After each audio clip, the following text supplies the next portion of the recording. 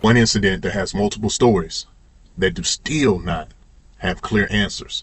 And tonight we will be discussing what possibly or probably led up to the shooting of Renee Nicole by Johnathan Stewart. Able to confirm the identity of the ICE agent who fatally shot Renee Good. We know he was involved in another incident in June in Bloomington where a wanted man dragged him about 300 feet with his car, injuring him to the point of needing 30 stitches. That home security video you just saw shows that driver taking off. As you can see that Officer Johnathan Ross, he was involved in an incident in June 2025 of this summer where a man had dragged him 300 feet, and it was so bad that he needed stitches in his I believe 13 stitches in his hand and probably about 20 some stitches in his arm. I will show you the exact amount, but as you can see, this is leading up to Renee shooting in Minneapolis. The agent. Secretary of Homeland Security Kristi Noem said yesterday the agent involved in the fatal shooting was injured in June while trying to make an arrest during a traffic stop. Now, according to court documents, that agent's name is Johnathan Ross. CBS has confirmed the agent was a member of the Special Response Team.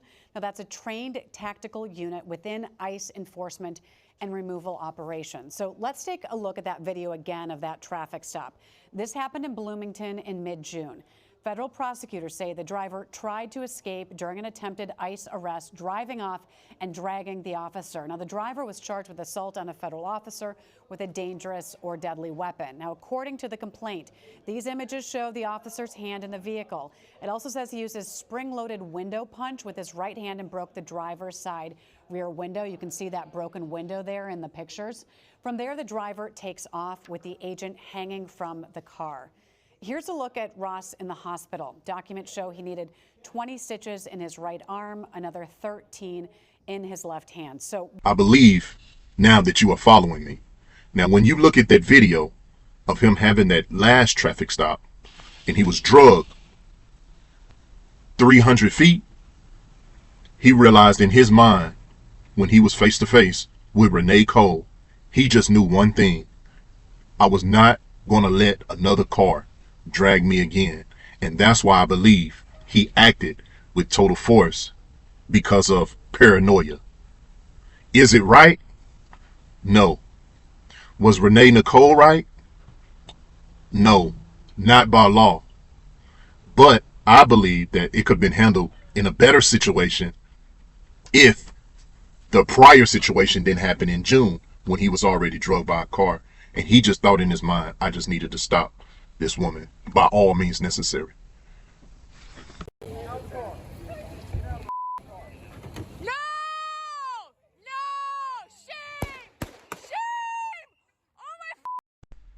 As you can see, the excessive shots, he made 3 shots.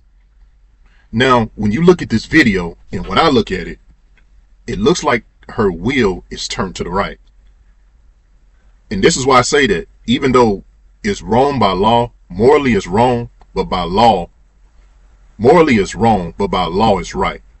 Now, Renee Nicole, I believe, should have stopped, listened, or whatever the case was, so that she can go ahead and go about her day. But as you look, when the officer comes, her wheels are turned to the right. So it looks like she has no intention of running him over. But as an officer, when you go over there and you don't know what type of situation you're in, you're already paranoid from the last situation. You're not looking down at you may not be looking down at the wheels, or you don't know what this woman is liable to do. So that's why I say this is why it led up to the excessive shots, because he shot 3 times. And you can see that the officer, the one who had grabbed the door, you could tell that he was really kind of shocked. It's like he wanted to move out the way. He could have grabbed his gun and, stopped her or whatever, but he didn't. Because it never talks about him being in a situation like that. So this situation basically is leading to me, the excessive force is because of the paranoia. And he never got that out of his head of June 2025 when he was drugged 300 feet. But it doesn't make Nicole right or Renee right, because when that vehicle can be used as a act of terrorism, or as Kristi Noem had put it, or as a weapon. So he's not knowing what the situation is. But let's go ahead and watch the rest of it. And I just want to say thank y'all for watching. I'm gonna go ahead and leave it out with that. Make sure you subscribe to the channel, and I'll go ahead and leave the rest of the video so that you can see it for the rest of yourself.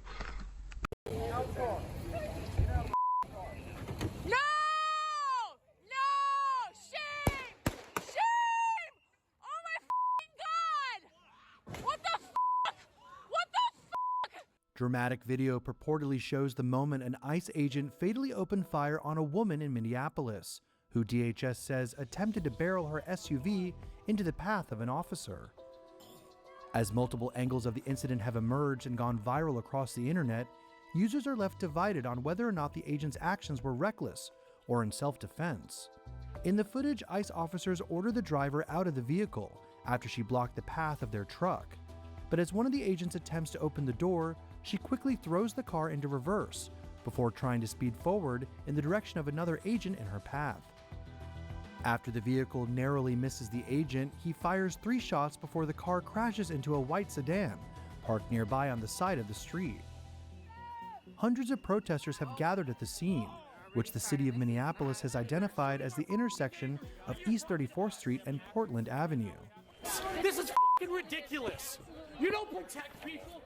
In the wake of the viral incident, Secretary of Homeland Security Kristi Noem described the officers' actions as defensive and called the incident an act of domestic terrorism during a press conference. It was an act of domestic terrorism. What happened was our ICE officers were out in an enforcement action. They got stuck in the snow because of the adverse weather that is in Minneapolis. They were attempting to push out their vehicle, and a woman attacked them and those surrounding them and attempted to run them over and ram them with her vehicle. An officer of ours acted quickly and defensively shot to protect himself and the people around him. And my understanding is that she was hit and is deceased. Democratic Minneapolis Mayor Jacob Frey, however, furiously denounced this narrative in a passionate press conference of his own. They are already trying to spin this as an action of self-defense. Having seen the video of myself, I want to tell everybody directly, that is bullshit, and I have a message for ICE. To ICE, get the Let's keep this lane clear, moving back to the corner. Copy that.